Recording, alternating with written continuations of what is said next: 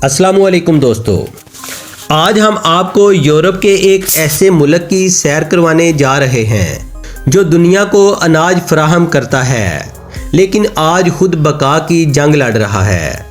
तो दोस्तों, आज हम यूक्रेन की सैर करेंगे। आज की इस डॉक्यूमेंट्री में हम आपको यूक्रेन के बारे में मुकम्मल और आसान मालूमात देंगे। हम जानेंगे कि यूक्रेन कहाँ वाक़ है, इसकी आबादी कितनी है, वहाँ के लोग कैसे रहते हैं, मशहूर शहर कौन से हैं और वो कौन से हक़ाइक़ हैं जिनकी वजह से यूक्रेन दुनिया भर में जाना जाता है। इसके साथ ही हम आपको ये भी बताएंगे कि यूक्रेन की मईशत किन चीज़ों पर कायम है, तालीम का निज़ाम कैसा है और गैर मुल्की अफराद के लिए वहाँ क्या मौक़े मौजूद हैं।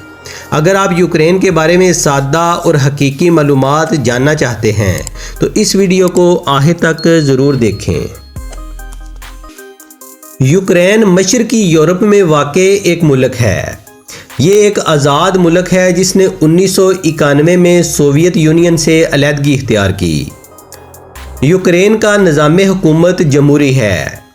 यहाँ सदर मुल्क का सरबराह होता है और पार्लियामेंट कानून साजी करती है। यूक्रेन में ज़्यादातर लोग यूक्रेनी ज़ुबान बोलते हैं, जबकि रूसी ज़ुबान भी आम तौर पर समझी जाती है। यहाँ के ज़्यादातर लोग ईसाई मज़हब से तल्लुक़ रखते हैं। यूक्रेन में शहरों के साथ साथ दही इलाके भी बड़ी तादाद में मौजूद हैं। देहात में लोग ज़्यादातर ज़राअत से वाबस्ता हैं, जबकि शहरों में फैक्ट्रियाँ, दफातर और तलीमी अदारे हैं। यूक्रेन की मईशत में ज़राअत, सनत और IT का अहम किरदार है।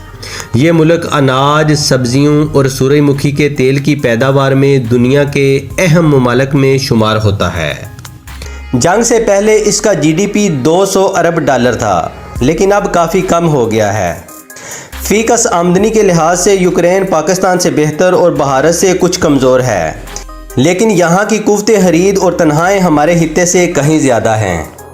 जंग से पहले यूक्रेन की आबादी 4 करोड़ 20 लाख थी, लेकिन रूसी हमले के बाद लाखों लोग दूसरे यूरोपीय ममालिक मुंतकिल हो गए।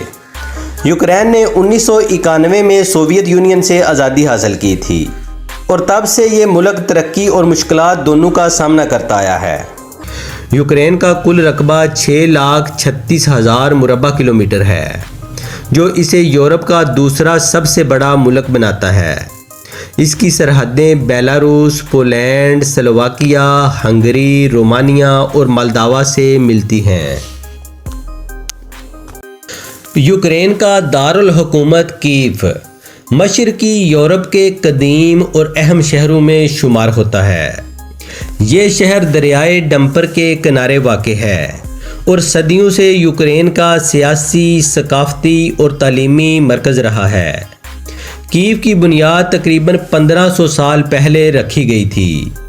कीव का कुल रकबा तकरीबन 840 मुरबा किलोमीटर है, जबकि इसकी आबादी जंग से पहले तकरीबन 30 लाख के करीब थी। ये यूक्रेन का सबसे बड़ा शहर है और मुल्क की हुकूमत, पार्लियामेंट और अहम इदारे इसी शहर में मौजूद हैं। कीव में देखने के लिए कई मशहूर मकामात मौजूद हैं। सेंट सोफिया कैथेड्रल, कीव पेचरिस्क लावरा और सेंट एंड्रयू चर्च तारीखी अहमियत रखते हैं। इंडिपेंडेंस स्क्वायर शहर का मरकज़ी चौक है, जहां बड़े इज्तिमात और तकरीबात मुनक्कद होती हैं। इसके अलावा कीव का मेट्रो स्टेशन नेटवर्क भी दुनिया के बेहतरीन निज़ामों में शुमार होता है। कीव के लोग आम तौर पर मेहनती, तालीम याफ्ता और कानून की पाबंदी करने वाले होते हैं। यहाँ का लाइफस्टाइल जदीद और मुनज़्ज़म है। ज़्यादातर लोग सुबह काम पर जाते हैं और शाम को घरों को वापस आते हैं। कीव में कैफ़े कल्चर काफ़ी मकबूल है और लोग दोस्तों के साथ कैफ़े में वक्त गुजारना पसंद करते हैं। दोस्तों, अगर कोई पाकिस्तानी यूक्रेन जाना चाहे तो वो स्टडी वीज़ा, वर्क वीज़ा या टूरिस्ट वीज़ा के ज़रिए जा सकता है। ख़ास तौर पर मेडिकल और इंजीनियरिंग की तालीम यहाँ निस्बतन सस्ती और मयारी समझी जाती है। पाकिस्तानी तलबा पढ़ाई के साथ साथ पार्ट टाइम काम करके माहाना 300 से 600 डॉलर कमा सकते हैं, जबकि हुनरमंद अफराद जैसे डॉक्टर, IT एक्सपर्ट या इंजीनियर 10,000 से 15,000 डॉलर तक कमा सकते हैं। دوستو یوکرین کی خواتین اپنی خوبصورتی اور خاندانی اقدار کی وجہ سے دنیا بھر میں مشہور ہیں۔